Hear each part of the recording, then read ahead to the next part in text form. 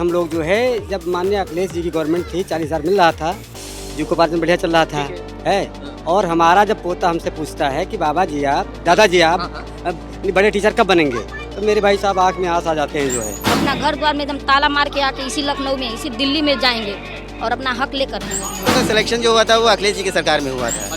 6,000 लोग सुसाइड कर चुके हैं। लोग सुसाइड कर चुके हैं इसी सदमे में कि उस अल्प मानदेय में वो अपने घर का खर्च नहीं चला पा रहे थे। आप लोग पहुंचा कहाँ रहे हैं, हमारी समस्या पहुंचा रहे हैं आप लोग। बाबा के चरणों में हम आ गए हैं, बाबा से बार बार गुहार लगाते हैं, बाबा हमको भी, हमारे पे भी दया कर दे थोड़ी सी। किसकी सरकार में सिलेक्शन हुआ था आप लोगों का? समाजवादी सरकार में। आपका समाजवादी में आउट कब किए गए, किसकी सरकार में? ये मतलब 2017 में 25 जुलाई 2017 को महाराज जी की सरकार आ गई थी। भैया देख लीजिए, यूपी के 75 जिलों से लोग यहाँ पर आए हुए हैं और सभी लोग शिक्षक थे। आप भी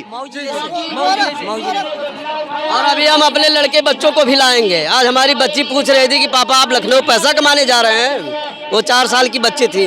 मेरे आंख में आंसू आ गए। बिटिया ने बोला था जी, 4 साल की मेरी बच्ची है। उसने कहा पापा आप पैसा कमाने लखनऊ जा रहे हैं। ये मेरी आप लोग तो बच्चों का भविष्य बनाने के लिए सिलेक्ट हुए थे, आउट क्यों किया गया आप लोगों को? सुप्रीम कोर्ट के द्वारा कुछ मेरी सरकारों के द्वारा कमी थी। क्या जो फर्जी तरीके से आप सिलेक्ट हुए थे? नहीं, फर्जी तरीके से नहीं थी। फिर ये सरकार की कुछ क्या सुप्रीम है? कोर्ट कमी में किसकी है? आप लोगों की कमी है क्या? नहीं, हम लोग तो कर्मचारी हैं। बीटीसी हैं हम, बीएड बीटीसी हैं, टेट पास हैं, सुपर टेट। क्यों निकाला गया सिलेक्ट होने के बाद? कुछ कमियां थी, उससे पहले नहीं कराया गया। आप लोगों में थी? नहीं, हम लोगों की नहीं थी। सरकार की कोई नीति से इस तरीके से कोई कमियां सरकार में थी। सरकार की कोई सरकार के इस रवैयों को क्या कहेंगे आप? पिछली सरकार, ये माननीय सुप्रीम कोर्ट ने ये कहा है, माननीय सुप्रीम कोर्ट ने ये कहा है कि पिछली सरकार द्वारा बनाए गए ये नियम कानून जो इनको अस्थायी किया गया वो गलत है। आप लोगों का जो सिलेक्शन हुआ था भाई, वो किस सरकार में हुआ था?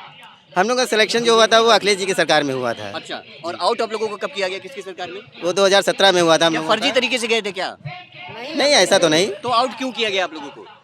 हम लोगों को ये कुछ जो है क्या बताएं कि कुछ कमियां रह गई, चाहे वो समायोजन में हम लोग की कुछ कमियां रह गई। हम लोग मतलब मीन्स सरकार की कुछ कमियां रह गई, जिसके अंतर्गत हम लोगों को जब योगी सरकार आई है तो हम लोग को आउट कर दिया गया। कितने लोगों की भर्ती हुई थी उस समय?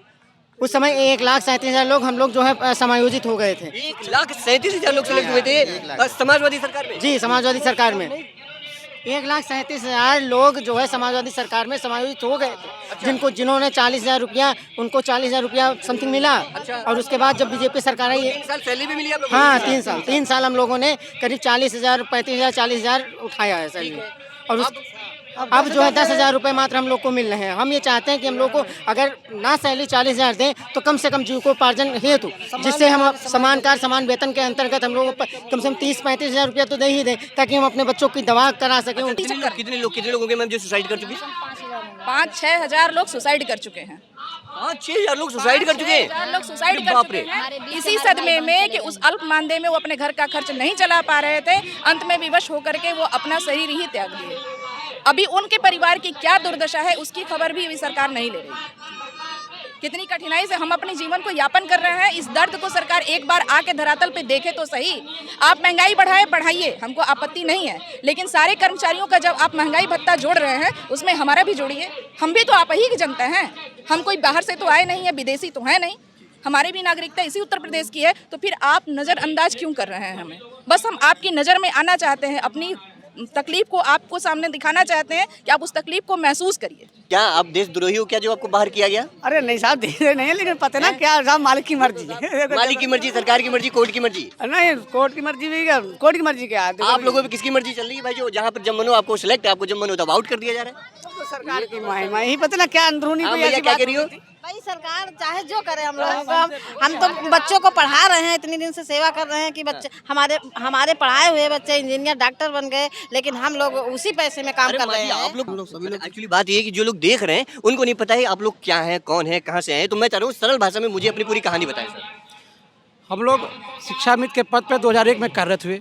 सरकार ने जियो बना के हमें रखा। ठीक है। फिर धीरे धीरे हम लोगों ने अपनी मांग को रखा, क्योंकि हम उसी विद्यालय में पढ़ाते हैं जहाँ अध्यापक भी पढ़ाता है। हमको हमारा काम भी वही जो अध्यापक काम है, हम परिश्रम उनके बराबर करते हैं, लेकिन हमें पैसे बिल्कुल कम मिलते हैं। एक नरेगा के मजदूर से भी कम मिलते हैं मुझे पैसे। अच्छा, तो हम लोग चाहते हैं कि हमारा समान कार्य समान वेतन चले। तो बात कही जा रही है कि यूपी के 75 जिले से लोग आए हुए हैं, तो आप भी जान लीजिए कि कहाँ कहाँ से लोग आए हैं। सर, सबसे पहले कहाँ से हैं आप? महाराजगंज जिला से। आप सर? गाजीपुर। गाजीपुर। आप सर? महाराजगंज। आप सर? महाराजगंज। बहराइच। आप कहाँ से? आगरा। आगरा। मैम कहाँ से? सीतापुर। सीतापुर। आप कहाँ से सर? बिजनौर। बिजनौर। भाई बिजनौर। सर? बिजनौर। हाँ जी? प्रयागराज। आप? प्रयागराज। आप सर कहाँ से? प्रयागराज से। प्रयागराज से। सर कहाँ से हैं? सुल्तानपुर। सुल्तानपुर। सर कहाँ से? शाहजहाँपुर। शाहजहाँपुर से। क्यों भाई, किधर से? शहीदों की नगरी शाहजहाँपुर से। शहीदों की नगरी शाहजहाँपुर से। सर? फतेहपुर जनपद से। फतेहपुर से। हम आपकी असल समस्या जानने आए सर। आप मुझे बताएंगे नहीं, मुझे नहीं पता चलेगा। समस्या आप लोग पहुंचा कहाँ रहे हैं? हमारी समस्या पहुंचा रहे हैं आप लोग?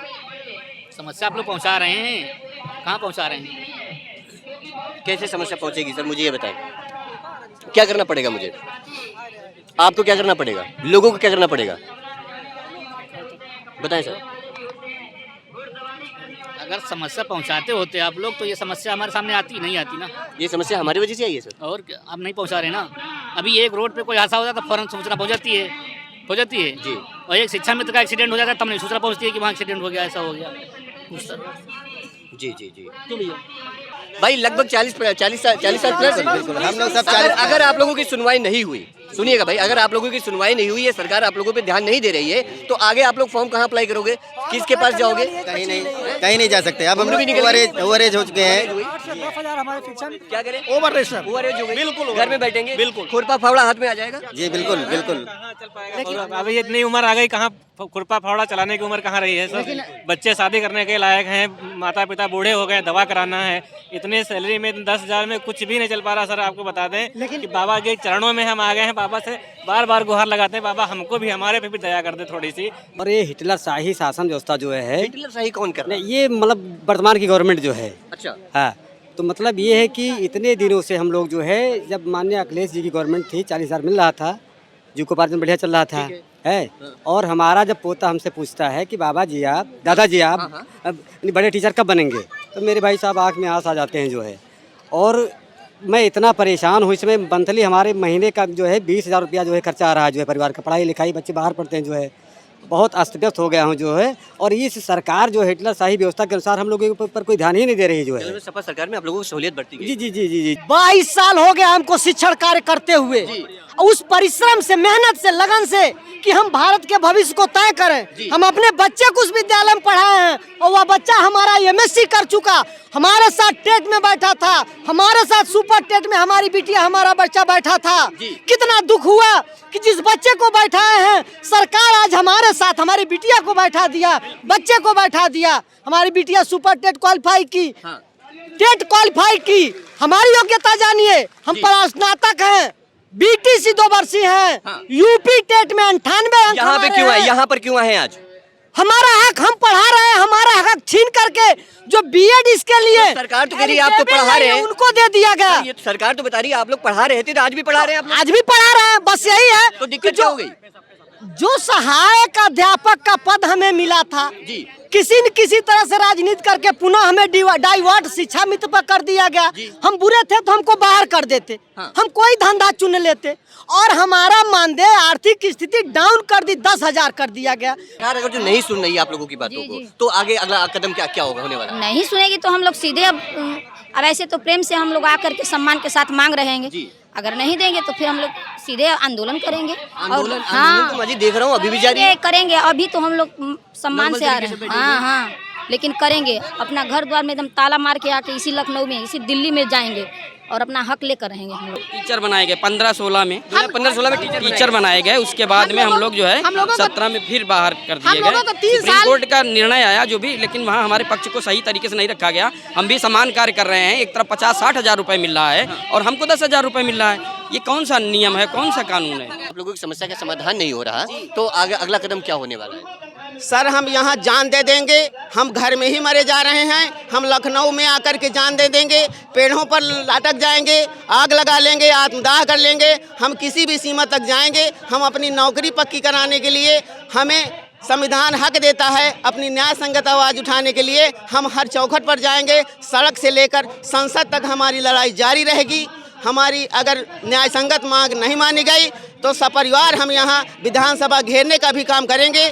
कोई ताकत हमें रोक नहीं पाएगी। किसकी सरकार में सिलेक्शन हुआ था आप लोगों का? समाजवादी सरकार में। आपका समाजवादी में आउट कब किए गए किसकी सरकार में? ये मतलब 2017 में 25 जुलाई 2017 को महाराज जी की सरकार आ गई थी। अच्छा, योगी जी की सरकार हाँ, आ गई। उम्मीद है पूरी तो क्या पूरी फर्जी तरीके से गए थे क्या आप लोग? नहीं, ऐसा कुछ नहीं। अगर सकारात्मक परिणाम रहा तो हम लोग सरकार की दुहाई देंगे, जयकारा देंगे।